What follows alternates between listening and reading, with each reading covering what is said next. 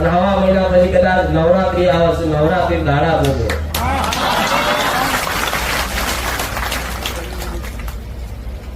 હું ખોટી આશા હતી નહીં કે તમારો નંબર કાલે આવી જશે. જેવી તમારો ભાવ, જેવી તમારી ભક્તિ, જેવી તમારી મારા આશીર્વાદ હશે એ પ્રમાણે મારા ફરતી મારા નંબર આવશે. અને નંબર ના આવે તો સુધી હું રોજ પ્રવચનમાં કંઈક નું કંઈક નવું શીખવાડતી રહું છું. જેવું તમને મન ફાવ, જેવી વાત ગળે ઉતરે એવી વાતનું પાલન ઘેર બેઠા કરો. મેં કીધેલું છે. હું એવું કહું છું બધી મારી વાત પાલન કરી નાખો, પણ એક બે મુદ્દા તો એવા મારા મગજનું બેહી જાય કે મારી આ હાથથી શરૂઆત કરું.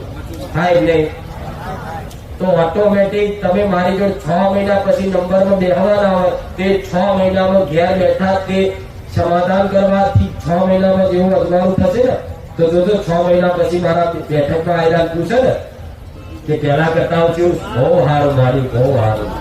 તારી દયા માં, તારી કૃપા માં આવે તો અમારું જીવન બદલાઈ છે. તમે જોવો છો ને અહીં બેહાતા અને 5 રવિવાર વાળા 3 રવિવાર લાઈન બેહાડું તો કેવું ના કે ઉપરથી હું તો આ તારો પૂર્વજ, મારી પૂર્વજ તો બરોબર છે પણ એક લોન નહીં થતી મારી, થઈ જશે.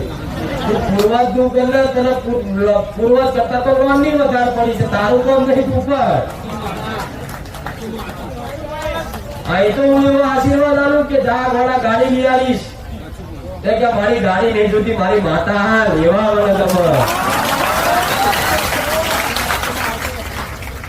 અને અમુક ને આવું માતા બોલે સારું લાગે, જા બંગલો લઈ આવી, રાજી રાજી જા. હા માતાજીએ તમને બંગલો આવવાનું કીધું, ઘર લઈ આવવાનું કીધું, પણ મને એ વાલા લાગે છે હું ઘર લઈ આવવાની વાત કરું છતાં એવું કે માં ઘર તો ભલે મારી માના આશીર્વાદ હશે ને તો આજે ને કાલે તું લઈ આવી, પણ આજ મારી માં જોઈએ છે, મને મારી માં આપી દે. એવા નહીં લાવવા માંગુ છું. ઉતાવળિયાનું કામ નહીં, ઉતાવળિયા તો આવે છે. રોગ રોગ રવિવાર ભરાઈ ગયો, પ્રસાદી લીધી ના લીધી, અમુક કે મને કઢી ખીચડી ની ભાવતી, આ તો ઘેર રે ઘેર જે તારી માએ બનાવ્યો છે હારા શિખર પૂરી જા ખાતી ઘેર લઈ દેવા હોય. પ્રસાદ ના લેવા હોય તો નકારો નહીં કરવો. નહીં રામ રામ છેલ્લે કોક આલે પહેલાના માણસો પ્રસાદ આલે ધર તો તમને ના ભાવતું હોય તો યાર તપતી લઈને માં ઘેર આવો, અપમાન ના થાય.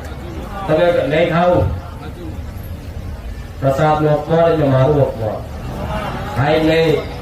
કે કોઈ ભાવિક પ્રસાદ કરે મારી જગ્યાએ મારા સાનિધ્ય કરે જ મંદિરો